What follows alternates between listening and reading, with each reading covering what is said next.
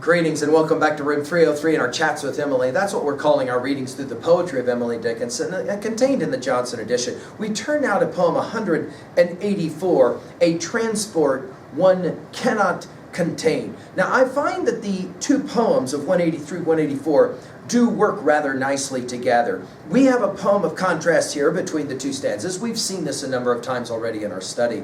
And that leads us to our assumptions. I'm hopeful that you've been following our stuff at learnstrong.net. Down that left-hand side, Chats with Emily is our playlist. I'm hopeful that you've already worked through our set of introductory comments. And I'm also hopeful that at this point you've read through the previous 183 poems. We just finished with 183. I've heard an organ talk. Now, in this poem, we have an attempt to explain ecstasy and rapture.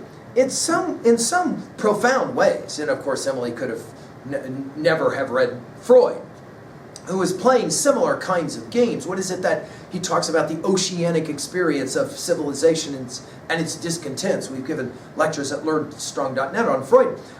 Here, notice we're going to be messing around with this word transport, and I'm fascinated by her use of this word 2 times in this poem.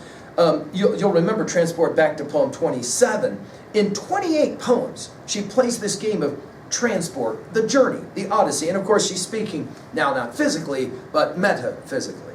She says it this way in poem 184. A transport one cannot contain may yet a transport be, though God forbid it lift the lid unto its ecstasy. A diagram of rapture, a sixpence at a show, with Holy Ghosts in cages, the universe would go! Exclamation point, of course. Notice all the exclamation points here that play that game in this brief poem. She starts with the idea of a journey, a transport. One cannot contain. We're back to that idea that we were talking about in poem 183 and in other poems on poetic inspiration. The translinguistic. It's beyond language. You cannot contain it with language, though God forbid, she says, it's still a transport, even though you can't use language to decide. Though God forbid it lift the lid, interesting from lifting lids to going to cages of Holy Ghosts in a bit, unto its ecstasy. 27 poems, Emily will use this word or some version of this word, ecstasy. I think she was clearly very interested in the idea of what it is that moves people poetically, musically, artistically, religiously possibly. It leads people to have this sense of transport. What is that? Now, I think that Emily's playing with a very ancient game here. She's taking us all the way back to, of course, the Platonic dialogues, back to a dialogue like Symposium, where Socrates himself is trying to understand the ecstasy, here she'll use the word rapture, and a few moments of love. And then she will contrast a bit. What if you could invent a diagram of rapture? By the way, in poems 575, she'll talk about the rapture of a finished day.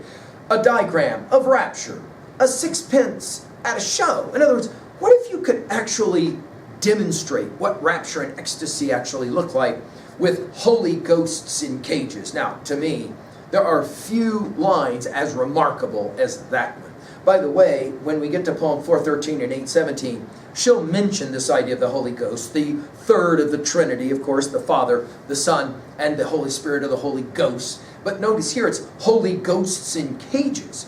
If it were the case that you could do that, where you could bring these amazing emotions and feelings and place them in a diagram or place them in a cage. For diagram, of course, we think of Walt Whitman's Learned Astronomer. You'll remember that he says that the astronomer is able to demonstrate with all these diagrams and everything, but he says how quickly bored I became bored. Remember, he says he floats out into the mystical moist night air and looks up at the stars in perfect silence. We've given full lectures on that in our series when we did all the poems of Walt Whitman in Talks with Walt. Notice, she says, if you could do it, the universe would go. In other words, if you could show people, literally show them, the power of art, the power of the translinguistic, the power of ecstasy and rapture, the universe would be interested in it. But obviously she's speaking tongue-in-cheek. Why? Because at 2a, I think she's arguing it is impossible to explain how great art works and how it solicits ecstasy and rapture. Of course, the other observation here is the great artists, and I'm thinking Emily is very much in this vein for us, lifts the lid, shows the Holy Ghost in cages. And guys, at 2B, when we meet an amazing line like this one, Holy Ghosts in cages, what an amazing idea. Which takes me at 3A, I can't help but, and some of you are already there, I'm sure, think of Kafka's Hunger Artist. The power of that text as it relates, we've given a lecture on this one at learnstrong.net as well. Think about the power of the hunger artist and the artist in the cage. And I find it remarkable, the connections possibly there. Finally at 3B, for you, who is the artist that lifts the lid, who shows you Holy Ghosts in a cage? And is it possible that Emily is that artist? I'm certainly hoping so as we're nearing poem 200. Thank you.